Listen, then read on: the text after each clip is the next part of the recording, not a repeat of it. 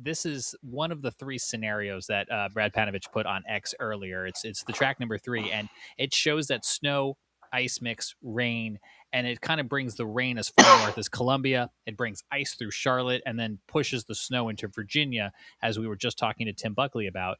And a lot of the messaging over the start of this week has been, well, it's either going to be this, or it's going to slide a little bit further south, so that maybe Columbia gets a little bit more ice and Charlotte gets still ice, but the snow starts retreating from Virginia more in northern portions of North Carolina, or this other track where the snow comes even further south. But in all three of these scenarios, a lot of North Carolina is getting all winter weather. Upstate South Carolina is getting all winter weather. But I think what I hear you saying tonight, Frank, is that the trend today on this Wednesday has been that this whole dividing line has moved a little bit further north. Yeah, that's the way it looks, especially down here in South Carolina, or at least in the Midlands and along the coast. The potential the potential impacts, the ceiling anyway, has gotten a lot lower. However, that may not be true for the upstate, and we probably should talk about upstate South Carolina for a little while. Yeah, because I was going to ask you, we've got a YouTube comment that says South Carolina is just getting all cold rain, sorry. And while that might be true for a lot of us, I don't think we should say all of South Carolina. There are places that are still going to get hit by this. No, we're still concerned about some pretty serious impacts for upstate South Carolina. It's a lot like in Charlotte.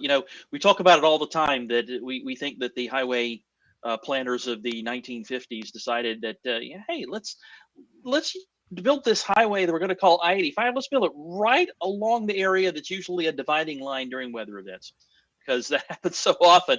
And it looks like that's potentially the case as well. But in this case, it's not snow versus rain, or snow versus ice. In this case, it looks like it's freezing rain versus sleet.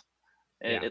Right now, it's looking like, sure, there'll be some sleet south of I-85 for a time. And again, maybe like in Columbia, maybe it's enough to cover the ground. Better chance of that in the southern part of the upstate over toward the Rock Hill area than down here in Columbia.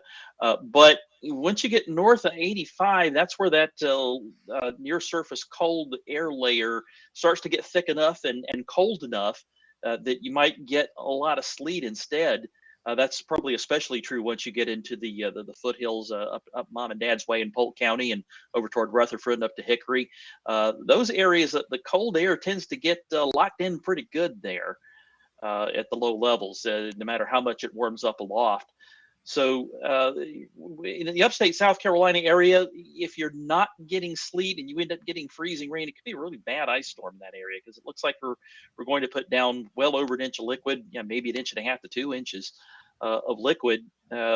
Some of that certainly would be sleet, but if you end up with an inch, more than an inch of precipitation falling as freezing rain, at least a half of that, I think, would end up being what accretes on trees and power lines. And half-inch ice, no good. We don't want that, especially if it's more than that. There is some risk for that too. So we're going to have to watch the upstate very carefully. And again, I hope that, like with areas around Charlotte over toward Raleigh, that we end up getting enough sleet to kind of bail us out of this situation, and we don't end up with serious impacts. And just like our WLOS guy, his name just escaped me. Jason Boyer. That's right. It's been a long 90 minutes. Yeah, it's been a long show. Anyway, just like he mentioned is the case for Western North Carolina, upstate South Carolina's in the same boat, with Helene having weakened trees. Yeah. So there's going to be concern for more trees coming down here, and because they were in a weakened state, because after Helene may not have been able to recover yet. So that's going to be another worry too, is that maybe we bring down more trees than we ordinarily would during an ice storm. So again, let's hope and pray for that sleet if you're in upstate South Carolina, and the foothills of North Carolina too.